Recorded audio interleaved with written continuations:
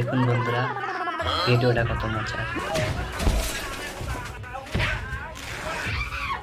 High high, মেয়েটার কাপড় তো ছিঁড়ে ফেলছে। মুরব্বী এসে কি দেখে দেখি। ও মাই গড, মুরব্বী তো ঘেটে গেছে। হাই হাই, কি মার না দিল। মারতে মারতে কি অবস্থা হচ্ছে লোকটির, দেখুন লোকটি আবার কি করে দেখা যাক।